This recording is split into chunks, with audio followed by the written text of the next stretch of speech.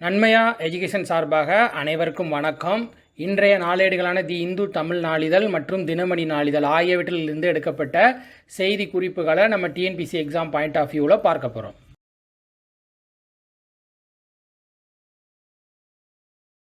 முதலாவதாக மாநில செய்திகளில் பார்த்தீங்கன்னா, தில்லியில் 8வது தமிழ் பள்ளிக்கூடம் திறந்திருக்காங்க. இதனுடைய ஒரு பிளாக்கான அம்மா பிளாக் அப்படிங்கிற பெயரிடப்பட்ட பிளாக்கை நம்முடைய தமிழக முதல்வர் அவர்கள் நேற்று தொடங்கி வச்சுருக்காங்க. அதாவது நேற்று 12/11/2020 அன்று இந்த பள்ளிக்கூடம் பார்த்தீங்கன்னா ஜனக்பூரில் 1975ஆம் ஆண்டுக்கு பிறகு கிட்டத்தட்ட 45 ஆண்டுகளுக்கு பிறகு இப்போ தான் 8வது தமிழ் பள்ளிக்கூடம் திறக்கப்பட்டிருக்குது. தில்லியில் பார்த்தீங்கன்னா கடந்த 97 ஆண்டுகளாக இந்த தமிழ் பள்ளிக்கூடங்களை தில்லி தமிழ் கழகம் தான் நிர்வகித்து வருகிறது குறிப்பிடத்தக்கது. அடுத்ததாக பார்த்தீங்கன்னா, மத்திய மாநில உறவுகள் குறித்து ஆராய்வதற்காக கடந்த 2007ஆம் ஆண்டு தனியான ஒரு குழு அமைச்சிருக்காங்க.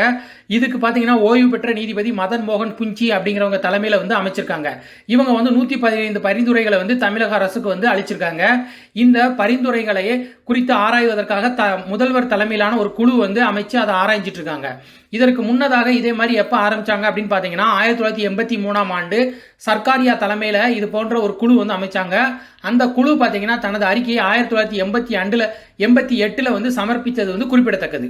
அடுத்ததாக பார்த்தீங்கன்னா மோடியினுடைய மகள் திட்டம், இதை குறித்து தான் பார்க்க போகிறோம். இது என்ன அப்படின்னு பார்த்தீங்கன்னா, இதை நம்முடைய பாரத பிரதமர் நரேந்திர மோடி அவர்கள் இந்த புதிய திட்டத்தை அறிமுகப்படுத்தியிருக்காங்க. இது என்ன அப்படின்னு பார்த்தீங்கன்னா, தந்தையை இழந்து தாயின் அரவணைப்பில் உள்ள பெண் குழந்தைகளுக்கு பிரதமரால் மோடியின் மகள் திட்டம் தொடங்கியிருக்காங்க.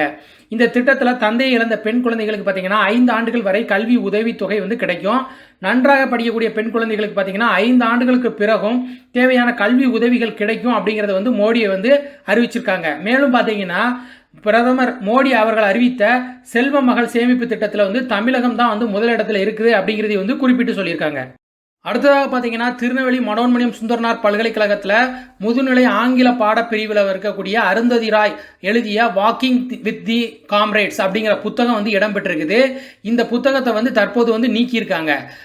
அதுக்கான காரணம் என்ன சொல்லியிருக்காங்க அப்படின்னு பார்த்தீங்கன்னா, இந்த புத்தகம் தேச விரோத மாவோயிஸ்டுகளின் ஆயுத கலவரங்களையும் கொலை களங்களையும் வெளிப்படையாக ஆதரிக்கக்கூடியதாக இருக்குது. இதை அடுத்து பார்த்தீங்கன்னா துணைவேந்தர் கே பிச்சுமணி தலைமையில் கமிட்டி அமைத்து ஆலோசனை நடத்தி இந்த புத்தகத்தை நீக்கியிருக்காங்க. இதற்கு பதிலாக பார்த்தீங்கன்னா திருநெல்வேலி எழுத்தாளர் கிருஷ்ணன் எழுதிய மை நேட்டிவ் லேண்ட் அப்படிங்கிற புத்தகத்தை அதில் சேர்த்திருக்காங்க. அடுத்ததாக பார்த்தீங்கன்னா உள்நாட்டிலே முற்றிலும் தயாரிக்கப்பட்ட ஐஎன்எஸ் வாக்கிர் நீர்மூழ்கி கப்பலை நம்மளுடைய படையில் இணைச்சிருக்காங்க. இதை பற்றி தான் பார்க்க போகிறோம். இது என்ன அப்படின்னு பார்த்தீங்கன்னா, பிரான்ஸ் கப்பல் படை மற்றும் டிசிஎன்எஸ் அப்படிங்கிற நிறுவனத்துடன் இணைந்து தாக்குதல் திறன் படைத்த கல்வரி ரக நீர்மூழ்கி கப்பல்கள் தயாரிக்க இந்தியா ஒப்பந்தம் மேற்கொண்டாங்க. இந்திய கப்பல் படையில் ப்ராஜெக்ட் 75 திட்டத்தின் கீழே பார்த்தீங்கன்னா 6 நீர்மூழ்கி கப்பல்கள் தயாரிக்க முடிவெடுத்தாங்க. இதில் 6 நீர்மூழ்கி கப்பலில் பார்த்தீங்கன்னா பிரான்ஸ் தொழில்நுட்பத்தில் இந்தியாவிலே அதை தயாரிக்க முடிவாயிருக்கு. தற்போது பார்த்தீங்கன்னா 4 கப்பல்கள் நம்முடைய இந்திய கப்பல் படையில் சேர்க்கப்பட்டுட்டு அது எதெல்லாம் அப்படின்னு பார்த்தீங்கன்னா கல்வரி, கந்தேரி, கரஞ்சி, வேளா அப்படிங்கிற 4 நீர்மூழ்கி கப்பல்கள் படையில் இணைச்சிருக்காங்க. இதில் 5வது நீர்மூழ்கி கப்பலான வாக்கீர் நேற்று அதாவது 12/11/2020 அன்று இணைச்சிருக்காங்க. இதனுடைய சிறப்பு அம்சமாக பார்த்தீங்கன்னா நீருக்குள்ளே இருந்து எதிரிகளின் இலக்கை துல்லியமாக தாக்கி அளிக்கும் திறன் உட்பட இதில் பல தொழில்நுட்பங்களை சேர்த்திருக்காங்க. இது பல கிலோமீட்டர் தூரம் கண்காணித்தல், உளவு பார்த்தல் போன்ற வேலைகளை செய்யும். இந்திய பெருங்கடல் பகுதியின் ஆழத்தில் வாழும் சாண்ட்ஃபிஷ் அப்படிங்கிற மீனின் பெயரில் தான் இந்த வாக்கீர் அப்படிங்கிற பெயர் சூட்டப்பட்டிருக்கிறதாகவும் தெரிவிச்சிருக்காங்க. தற்போது 6வது கப்பலான பக்ஷீர் அப்படிங்கிற கப்பல் தயாரிக்கும் பணி தீவிரமாக நடைபெற்று வருகிறது அப்படிங்கிறதை சொல்லியிருக்காங்க. இந்த நீர்மூழ்கி கப்பலை யாருடைய தலைமையில் இந்திய கப்பல் படையில் இணைச்சாங்க அப்படின்னு பார்த்தீங்கன்னா பாதுகாப்புத்துறை இணை அமைச்சர் ஸ்ரீபாத் நாயக்கின் மனைவி விஜயா நாயக் அவங்க காணொளி காட்சி மூலமாக இந்த கப்பலை தொடங்கி வச்சிருக்காங்க. அடுத்ததாக பார்த்தீங்கன்னா மலேசியாவிலிருந்து இறக்குமதி செய்யக்கூடிய மிதவை கண்ணாடிகளுக்கு வரி விதிப்பு விதிச்சிருக்காங்க நம்முடைய நிதி அமைச்சகம்.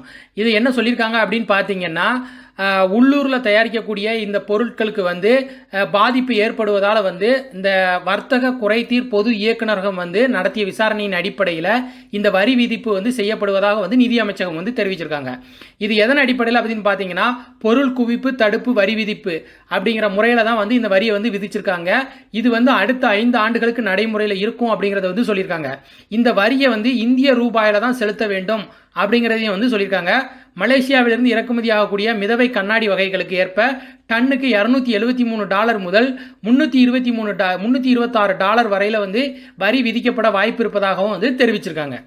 அடுத்ததாக பார்த்தீங்கன்னா சீஃப் ஆஃப் ஸ்டாஃப் அப்படிங்கிற பதவியை பற்றி தான் பார்க்க போகிறோம். இது என்ன அப்படின்னு பார்த்தீங்கன்னா, வெள்ளை மாளிகையில் சீஃப் ஆஃப் ஸ்டாஃப் அப்படின்னு அழைக்கப்படக்கூடிய தலைமை அதிகாரி பதவிக்கு வந்து தனது முன்னாள் உதவியாளரை வந்து ஜோ பைடன் அவர்கள் வந்து நியமிச்சிருக்காங்க. அவருடைய பேர் என்ன அப்படின்னு பார்த்தீங்கன்னா, ரொனால்ட் கிரவுன் அப்படிங்கிறவங்க தான் அவங்களுடைய பேராக வந்து அறிவிச்சிருக்காங்க. இவர் வந்து அதிபருக்கு வந்து உதவிகள் செய்வதோடு மட்டுமின்றி பார்த்தீங்கன்னா, துணை அதிபராக வந்து பொறுப்பேற்கக்கூடிய கமலா ஹாரிஸுக்கும் வந்து அவங்களுக்கு கீழே இருக்கக்கூடிய அனைத்து தரப்பினருக்கும் அனுபவம் வாய்ந்த உதவியாளர் குழுவை வந்து உருவாக்குவதில் வந்து முக்கிய பங்கு வகிப்பார் அப்படிங்கிறத வந்து சொல்லியிருக்காங்க. இவர் பார்த்தீங்கன்னா இந்த ரொனால்ட் கிரவுன் அப்படிங்கிறவங்க வந்து அமெரிக்கா எதிர்நோக்கியுள்ள மிக அவசரமான முக்கியத்துவம் வாய்ந்த சவால்களை வந்து எதிர்கொள்வதற்கு வந்து அந்த அவருடைய குழு வந்து உதவி செய்யும் அப்படிங்கிறத வந்து சொல்லியிருக்காங்க. இவர் இதற்கு முன்னாடி எப்படி சிறப்பாக பணியாற்றிருக்காரு அப்படின்னு பார்த்தீங்கன்னா, கடந்த 2009ஆம் ஆண்டிலிருந்து சரிந்து கொண்டிருந்த அமெரிக்க பொருளாதாரத்தை நிலைநிறுத்துவதில் வந்து ஜோ பைடனுடன் வந்து இவர் வந்து முக்கிய பங்காற்றியிருக்காரு. 2014ஆம் ஆண்டு எபோலா நோய் ஒழிப்புக்காக வெள்ளை மாளிகை மேற்கொண்ட பணிகளை வந்து அவர் ஒருங்கிணைத்து செஞ்சார். அந்த அனுபவம் வந்து இப்போ கொரோனா தொற்று நோய்க்காக எதிரான அரசியல் நடவடிக்கைகளுக்கு வந்து துணை நிற்கும் அப்படிங்கிறத வந்து ஜோ பைடன் அவர்கள் வந்து தெரிவிச்சிருக்காங்க. அடுத்ததாக பார்த்தீங்கன்னா, ஈரான் வந்து அனுமதிக்கப்பட்ட அளவை விட 12 மடங்கு அதிகம் வந்து யுரேனியத்தை வந்து கையிருப்பு வைத்துள்ளதாக வந்து ஐநா கண்காணிப்பு குழு வந்து அறிவிச்சிருக்காங்க. இது என்ன அப்படின்னு பார்த்தீங்கன்னா, அணுசக்தி ஒப்பந்தத்தின் கீழ் வந்து குறைந்த அளவில் செறிவூட்டப்பட்ட 202.8 கிலோ யுரேனியத்தை மட்டுமே வந்து ஈரான் வந்து கையிருப்பு வைத்திருக்க வேண்டும்.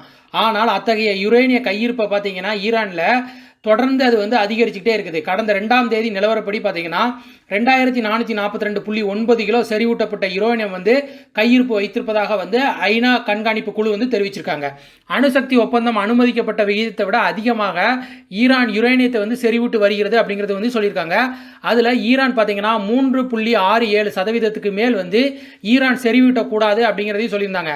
ஆனால் பார்த்தீங்கன்னா அந்த நாடு 4.5% வரை யுரேனியத்தை வந்து செறிவூட்டி வருகிறது அப்படிங்கிற தகவலையும் வந்து தெரிவிச்சிருக்காங்க. இது என்ன அப்படின்னு பார்த்தீங்கன்னா, இதுக்கு முன்னாடி எப்போ அந்த மாதிரி தடை உத்தரவு இருந்துச்சு அப்படின்னு பார்த்தீங்கன்னா 2015ஆம் ஆண்டு பார்த்தீங்கன்னா ஈரானுக்கும் அமெரிக்கா, ஜெர்மனி, பிரான்ஸ், பிரிட்டன், சீனா, ரஷ்யா ஆகிய வல்லரசு நாடுகளுக்கும் இடையே வந்து ஒரு அணுசக்தி ஒப்பந்தம் வந்து கையெழுத்தாயிருக்கு. அதில் பார்த்தீங்கன்னா அணுசக்தி திட்டங்கள், அணு ஆயுதங்கள் தயாரிப்பதற்கு அல்ல என்பதை உறுதி செய்வதற்கான நடவடிக்கைகளை வந்து ஈரான் மேற்கொள்ள ஒப்புக்கொண்டது. அதனால் பார்த்தீங்கன்னா ஈரான் மீது பொருளாதார தடைகளை வந்து விலக்கிக் கொள்ள வந்து வல்லரசு நாடுகள் வந்து சமீப காலத்தில் கொண்டு வரப்பட்ட இந்த ஒப்பந்தம் வந்து அணு ஆயுதம் உருவாக்குவதில் இருந்து ஈரானை தடுப்பதற்கு வந்து அதை கட்டுப்படுத்துவதற்கு போதுமானதாக இல்லை அப்படிங்கிற குற்றம் சாட்டிய டொனால்டு ட்ரம்ப் அவர்கள் என்ன பண்ணாங்க அப்படின்னா, அந்த ஒப்பந்தத்திலிருந்து அமெரிக்கா விலகுவதாக 2018 வந்து அறிவிச்சிட்டாங்க. அந்த அறிவிப்பை தொடர்ந்து பார்த்தீங்கன்னா ஈரான் மீது பொருளாதார தடைகளையும் வந்து அவர் வந்து விதிச்சிட்டாரு. இதற்கு பதிலடியாக ஈரான் என்ன பண்ணாங்க அப்படின்னு பார்த்தீங்கன்னா, அணுசக்தி ஒப்பந்த அம்சங்களையும் வந்து நாங்கள் வந்து மீறுவோம் அப்படிங்கிறது வந்து ஈரான் அறிவிச்சாங்க. அனுமதிக்கப்பட்ட விகிதத்தை விட அதிகமாக யுரேனியத்தை வந்து செறிவூட்ட போவதாகவும் வந்து தெரிவிச்சிருக்காங்க.